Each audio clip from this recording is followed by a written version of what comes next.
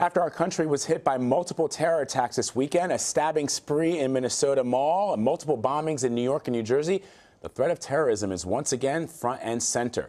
Wisconsin Senator and Chairman of the Senate Homeland Security and Governmental Affairs Committee, Ron Johnson, is here. Thanks so much for coming by, Senator. Well, Vlad. So, what are your thoughts on these attacks that we've just gone through in the last couple of days over the weekend, and the stabbings and all the things that we've seen so far? It's depressing. I mean, the threat isn't going away. It's real. It's growing. The threat of Islamic terror is evolving. It's metastasizing. CIA Director John Brennan testified before the Senate Intelligence Committee about a month or two ago, said that all of our efforts have not reduced ISIS's terror capability, their global reach. They remain a formidable, resilient, and largely cohesive enemy. And President Obama, 2 years ago, laid out our goal, America's goal toward ISIS, and it was defeat ISIS. That's 2 years ago. Syria, 2 years ago, about 200,000 Syrians have been slaughtered in that civil war. We're approaching 500,000. So, we need to show American leadership. We have to assemble that committed coalition of the willing of the civilized world to first defeat ISIS, deny them that territory, destroy that caliphate so they'll stop inspiring these types of barbaric terrorist attacks here on our own homeland. And then we've got to remain relentlessly committed to destroying Islamic terror wherever it resides on the planet. Politics aside, give us a sense of what we are doing to protect the homeland. Listen, we have hardened our defenses. Probably the simplest and cheapest thing we've done is we hardened the cockpit door. So we haven't seen an airplane being used as a directed weapon like it has in the past. But understand the freedoms we're giving up. We spent about $95 billion on TSA since 9/11. I'm old enough to remember being able to walk into an airport terminal, walk down the terminal, hop on an airplane.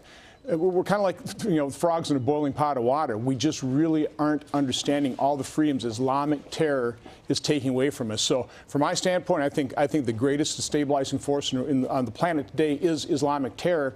I'm sorry, President Obama won't even name it. I just came from the speech. This is the second time I've been appointed by President Obama to be the U.S. representative to the UN General Assembly. Last time in September 2012 or 14, he spent a lot of time talking about how moderate Islam has got to utterly reject and renounce this perversion of their religion.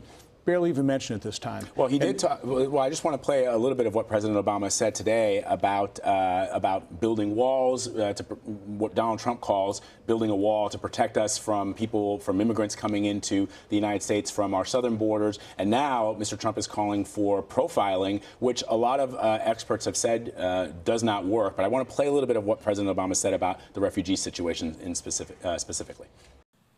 Today, a nation ringed by walls would only imprison itself. And together, now, we have to open our hearts and do more to help refugees who are desperate for a home. Ultimately, our world will be more secure if we are prepared to help those in need and the nations who are carrying the largest burden with respect to accommodating these refugees. Should we be allowing people who have been displaced by war, by famine, people who have been displaced by acts of terror, who are looking for refuge, should we allow them into our country? We should take no risks on whoever we let in this country. And we can actually do that by setting criteria, for example, in Syria.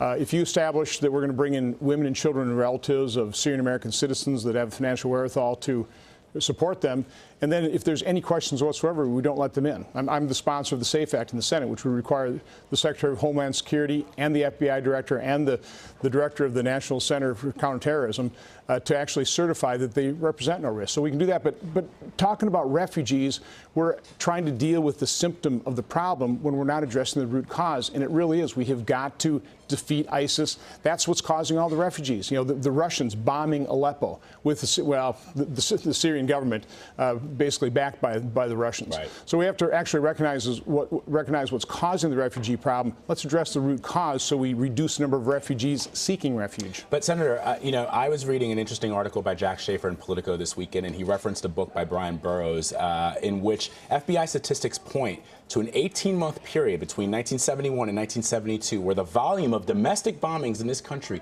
2,500 in that period alone. Aren't we much safer today than we were even 10 years ago? Because, yes, these bombings are important, and the one in New York City certainly could have been a lot worse. Only 29 people were injured, but it could have been a much there could have been a massacre. But I'm just curious, are we not much safer than we are today? And by saying that we should profile people or not letting people into this country because of their religion, isn't that sort of playing into the fear that the radicalists and our enemies say is indicative of our culture? First of all, I've said neither of those two things you just said. I don't feel safer. You don't feel safer? I don't feel safer, no.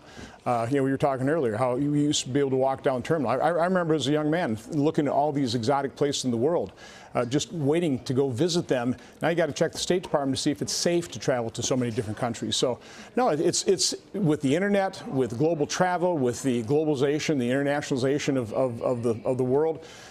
This is spreading and it's very difficult to control. It's an enormous challenge. What do you do with the not guilty yet? Right. I'm not saying any of this is easy, but again, I am identifying what I think is the root cause. I agree with President Obama from 2 years ago. We have to call on moderate Islam to renounce and reject this perversion of the religion. We need to positively engage with Muslim communities in America. We need full, as great integration into our society, assimilation. We'll do a far better job in America than what they do in Europe, for example. So there's so many things we have to do. We have to combat this on the internet. But it does start with destroying that caliphate. And again, that was a goal that President Obama laid out 2 years ago. It took us 4 years to defeat Nazi Germany and Imperial Japan. Right. We've been at this 2 years, and CIA Director John Brennan said our efforts have not reduced our terror capabilities or the global reach. So you didn't say that, but let me ask you if you agree with the Republican nominee. Should we profile people coming into this country? We need to completely vet them and not take any risks. But there's no reason to take risks with people coming in, and America's legal immigration system should be based on the principle what's in the best interest of America and American workers. And we have to secure our border. We have to secure our border. I'm far more concerned about ISIS operatives coming in through our porous southern border, and we've held 18 hearings of this in my committee, than I am certainly of any kind of refugee program, but there's no reason to take risks. So do you support then building a wall on our southern border, the way that Donald Trump has talked about? We certainly need far better walls in areas where we have it. We probably need more of them, but we can utilize technology. We need to eliminate the incentives for illegal immigration. I've called for a robust guest worker program. If you do that, have a legal system, you're going to reduce the number of people we have to keep an eye on, and it becomes far easier securing the border. So it's a complex problem. I've explored this. We can go into this. I could spend a lot of time talking about this, about our insatiable demand for drugs giving rise to drug cartels. It's a very complex problem. So I don't think we need a 17-mile fence, if that's what you're asking. That is what I'm asking. And finally, but we need better fencing.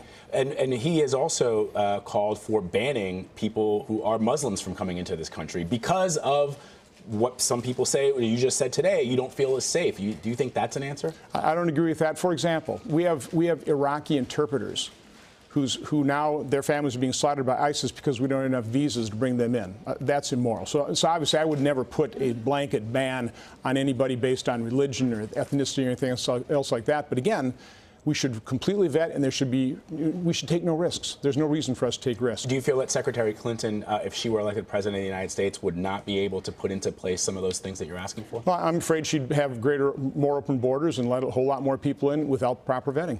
All right. Thank you so much for stopping by, Senator. We appreciate it. My pleasure. As always. Senator Johnson, thanks.